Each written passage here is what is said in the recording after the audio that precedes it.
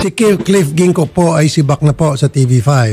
Kung inyo pong matatandaan, lumapit po si yung talent sa atin at nung lumapit sa atin, inaksyon naman natin agad, nanawagan pa nga ako dito. Para sa mga taga TV5, News and Current Affairs, wala ho kayo masisisi sa akin dito.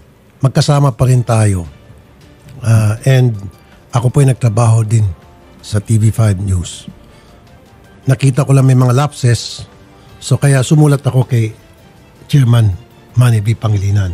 At ako po ay hangang-hanga po kay Chairman Manny Pangilinan dahil nagpasalamat pa siya. Salamat naman, sabi niya, Senator, at ipinating mo sa akin to. At ito yung ginawa naming aksyon. Agad-agad napabilis. Apo. Kasi kung hindi tayo napasulat kay Chairman, baka medyo napatagal-tagal.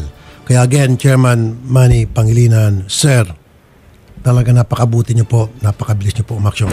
Ito po ulit ang nangyari. Nang lumapit po sa amin yung talent na nagreklamo laban kay Cliff Ginko dahil sa umano'y pangmamolestya sa kanya sa isang hotel na lasing at minolestya, nilapitan po namin, dumaan po kami sa tinatawag na proseso.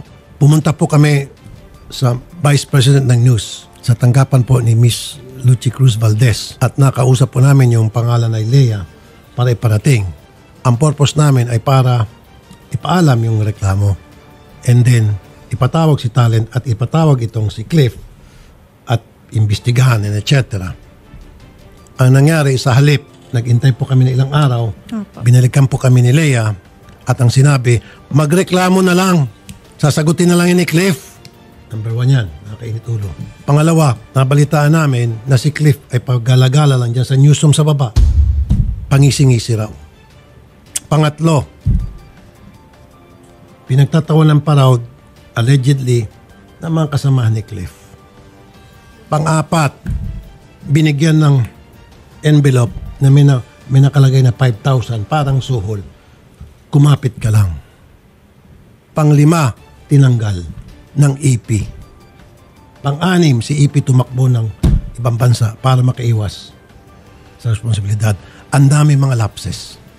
Kaya nagsalita na po ako rito sa Wanted sa Radyo na hindi ko dapat gawin yon. Pero pag hindi ko po ginawa yon, sasabihin, palibasa taga dyan ka. Kasabot ka sa cover-up.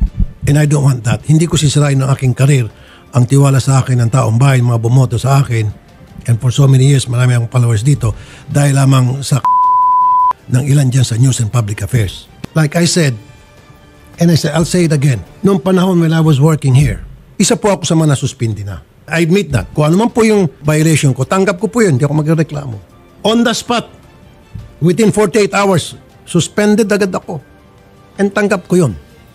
Sana, consistent, i-implement yung ganong klaseng patakaran. Pati mga kapatid ko, sa Erwin Saben, titi kami.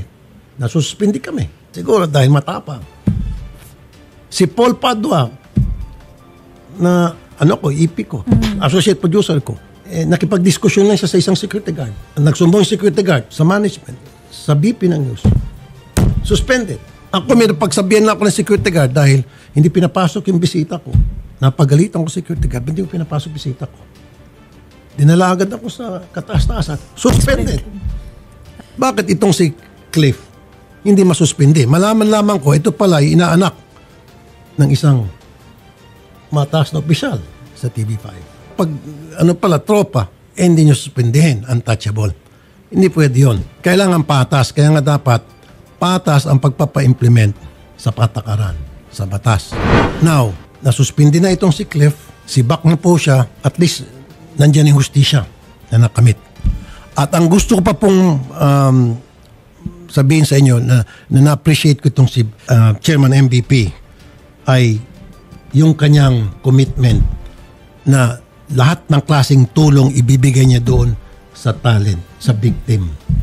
Halimbawa sa pagpapatherapy kasi na-trauma yung bata. Opo. At kung ano pa yung mga kakailanganin ng talent, bubuhos ng tulong ang TV5. Napakaganda.